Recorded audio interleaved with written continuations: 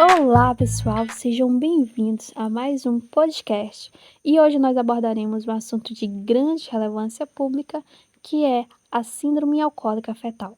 Então, até o final desse podcast, nós saberemos melhor acerca da causa, das consequências, tratamento, prevenção e também falaremos sobre o diagnóstico. Então, acompanhe até o final do vídeo para você saber tudo acerca da doença. E para isso, nós contamos com a participação mais que especial do acadêmico de Ciências Biológicas, o discente Bruno Ferreira Souza. Então, seja muito bem-vindo, Bruno. É uma honra tê-lo em nosso podcast. Muito obrigado, Maísa. É um prazer estar aqui. Olá a todos os ouvintes do podcast. Primeiramente, eu gostaria de agradecer ao seu convite para estar aqui presente e debater sobre esse assunto tão importante para a sociedade, que é a síndrome alcoólica fetal. Eu estou ansioso para compartilhar um pouco do meu conhecimento sobre essa síndrome e, claro, responder as perguntas que surgirem ao longo da nossa conversa. Para darmos início, então, à compreensão dessa síndrome, eu gostaria que você, Bruno, nos explicasse o que é propriamente a síndrome alcoólica fetal, como que ela se desenvolve. Bem, quando a gente fala de síndrome alcoólica fetal, também conhecida como SAF, a gente está falando ali da forma mais grave e drástica do consumo de álcool na gravidez. Então, até chegarmos na síndrome alcoólica fetal, se tem conhecimento ali de vários outros distúrbios no caminho. Essa síndrome ela se constitui por 3 características principais. A principal delas é o retardo de crescimento. Esse retardo de crescimento ele pode ser tanto intrauterino quanto pós-natal, depois da criança nascer. A segunda característica principal são as malformações faciais. Então, nessa síndrome temos ali algumas faces típicas, O bebê logo que nasce, ele tem ali uma face típica da síndrome, com algumas características, como o filtro nasolabial longo e apagado, que é a parte ali entre a boca e o nariz. É muito comum também ele apresentar ali um lábio superior fino e um nariz encurtado. E, por fim, ele apresenta um déficit neurocognitivo. E essa síndrome ela vai se desenvolver justamente quando uma gestante consome álcool durante a gravidez.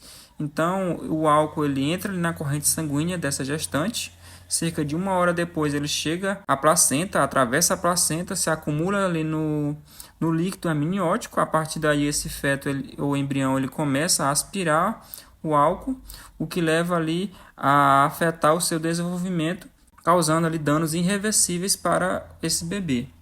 Bom, você acabou de falar que a síndrome ela é causada pela ingestão de álcool na gravidez. Então, me surge uma pergunta que eu creio que possa ser a dúvida nesse momento de muitos que estão nos ouvindo, que é se existe uma quantidade segura de álcool que pode ser consumida pela gestante aí durante a gravidez. Mas essa sua pergunta ela é bastante interessante, visto que essa ainda é uma dúvida bastante comum entre a população. E de antemão eu já adianto que a resposta é não. A orientação médica ela é bem clara quando diz que não há um nível seguro de consumo de álcool ali nesse período. A gente sabe que mesmo em pequenas quantidades pode representar ali algum risco para o desenvolvimento do feto ou embrião. O que se aconselha é a abstinência ali completa, total, que é o recomendado para garantir a saúde e o bem-estar tanto da mãe quanto do bebê nesse período. A prevenção ela é a melhor abordagem quando se trata do impacto do álcool na gravidez. Falando agora sobre os sintomas da síndrome, eu queria que você explicasse melhor sobre essas complicações e se essas complicações elas duram aí a longo prazo, ou seja, durante toda a vida do portador que tem essa síndrome. Bem, falando um pouco de sintomas, os sintomas físicos, como eu já falei antes, incluem ali o baixo peso ao nascer, o retardo de crescimento, além das dismorfias faciais, como eu já disse, os olhos ali vão ser pequenos, o lábio superior fino, apresentar ali um nariz pequeno. Além desses sintomas faciais, essas dismorfias faciais, muitos desses pacientes apresentam ali diversos problemas cardíacos e renais. Além desses sintomas físicos, os indivíduos com SAF podem apresentar déficits cognitivos, como dificuldade de aprendizagem, déficit de atenção, problemas de memória e dificuldade de raciocínio. Também podem ter dificuldades emocionais e comportamentais, como hiperatividade, impulsividade, problemas de socialização e eles vão ter ali a habilidade de comunicação prejudicada. Os sintomas da SAF podem variar de pessoa para pessoa e sim podem persistir ao longo da vida. Embora intervenções precoces e tratamentos adequados possam ajudar ali a diminuir alguns desses desafios associados a essa síndrome, muitos dos sintomas vão sim persistir na vida adulta dessa pessoa. Como que é realizado então o diagnóstico da doença? É somente através desses sintomas que o portador apresenta ou tem algo mais? Bom, mas sobre o diagnóstico da síndrome alcoólica fetal, ele pode ser feito através de uma combinação de exames clínicos e histórico médico da gestante. Isto inclui uma avaliação ali dos sintomas físicos e cognitivos da criança, além de entrevistas com a mãe para identificar o consumo de álcool durante a gravidez, e também podem ser realizados alguns exames médicos, como ultrassonografia, ressonância magnética e testes genéticos para avaliar possíveis danos ao feto. Uma vez que o indivíduo ele teve aí o seu diagnóstico confirmado para a síndrome, qual seria então o tratamento a ser realizado nessa pessoa?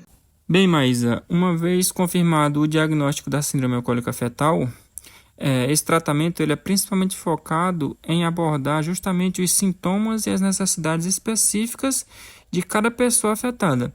Isso pode incluir ali terapias ocupacionais, educacionais e comportamentais para ajudar a desenvolver habilidades tanto sociais quanto de vida. Além disso, pode ser necessárias intervenções médicas para tratar esses problemas de saúde, tanto físico como mental, que são associados a essa síndrome.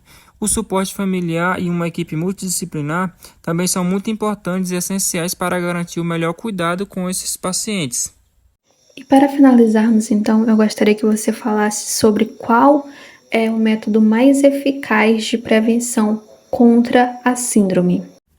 Bem, por ser uma doença que ela é totalmente evitável, ou seja, não há síndrome alcoólica fetal se não houver o consumo de bebida alcoólica durante a gestação, o método mais eficaz de prevenção contra essa síndrome é justamente evitar o consumo durante esse período.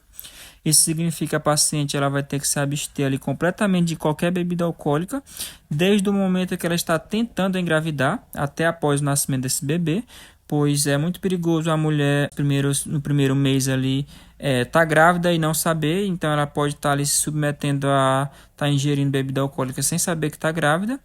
Outra medida de prevenção também é educar essas mulheres em idade fértil sobre esse risco de consumo de álcool durante a gestação, fornecendo ali apoio e recursos para evitar o consumo. Essas medidas são fundamentais na prevenção dessa condição.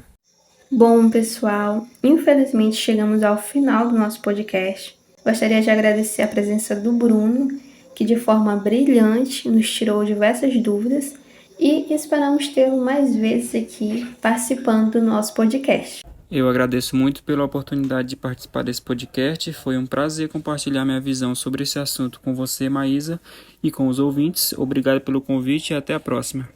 Então, espero vocês no próximo podcast e tchau, galerinha!